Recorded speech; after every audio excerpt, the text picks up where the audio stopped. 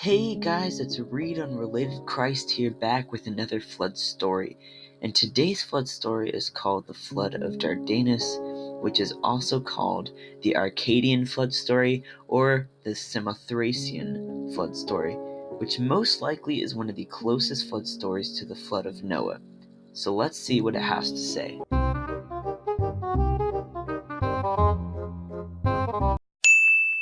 So the story starts off like this.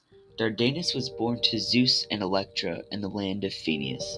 He reigned as king of Arcadia for many years, but he was then driven out from his country by a great flood. We don't know who sent it, whether it was Poseidon or even Dardanus' father Zeus himself. We don't know. All that we do know is that a flood came and submerged the lands. This flood was incredibly bad, so bad in fact that it completely submerged the city of Phineus and most likely Arcadia in general. And it was also so bad that it left the lands flooded for so long, making it pretty much impossible for any sort of improvement for their civilizations and also impossible for farming and cultivation. So with this super duper sad fact, the people of those lands, and mainly and mostly of Arcadia, went up to the mountains, being flexible in the situation they were in, trying to make do with any food that they could get their hands on. The people came to a decision that they had no other choice than to leave. If they stayed on those mountains soon, with no clean water or food, it would most likely be suicide. And so, they did in fact decide to move away. Some of the people stayed with Demas, who was the son of Dardanus, and placed him as their king, and the rest of the people went with Dardanus, traveling to the island of Samothrace.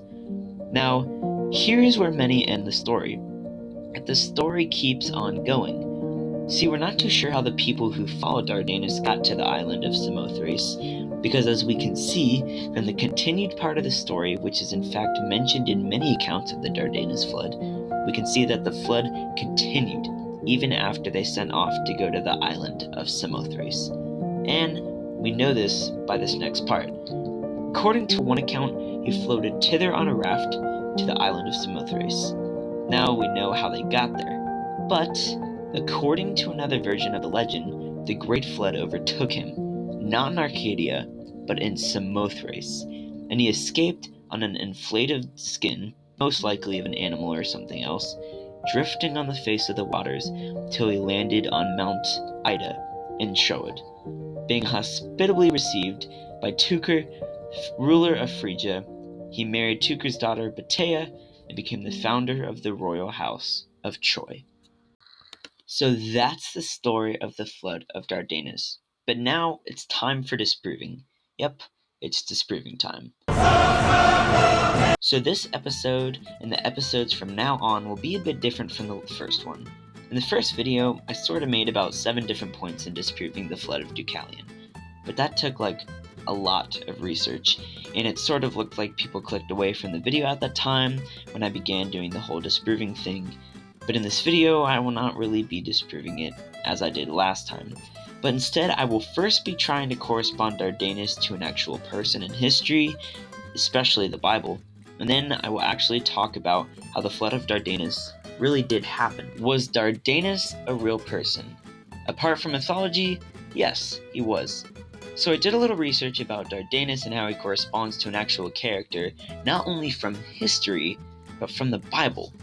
So not a lot of people know this, but a few summers ago I found my genealogy for myself all the way up to Adam, and I remembered that I typed down so many times the king of Troy, over and over again.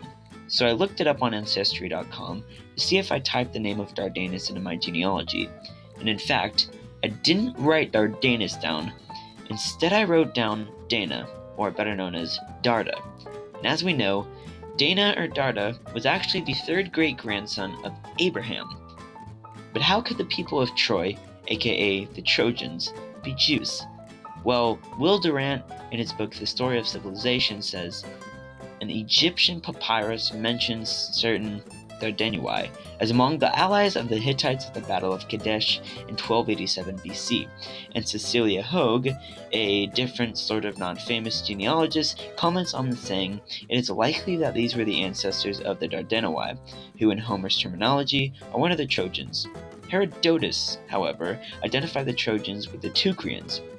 Note that we already said King Teucer in the flood story already. And the Teucrians, according to Strabo, were Cretans who settled in Troad, also mentioned in the flood story, and it also the founding place of Troy, perhaps after the fall of Knossos. Both Crete and Troad had a sacred Mount Ida as well. And what's more, many of the Mycenaean royal houses of southern Greece appear to have sprung from the royal lineage of Crete, which seems to have been Jewish. So with that said, stripped of mythological embellishment, Dardanus, son of Zeus, son of Kronos, is actually Darda, son of Judah, son of Israel. So now that we have corresponded correctly Dardanus to an actual real person in history and also the Bible, now I will not only be talking, but proving how the Flood of Dardanus really did happen. So as I was doing the research for the Dardanus flood, I always like to see if there are any tablets or papyrus from long ago that mention the event that I feature in this video.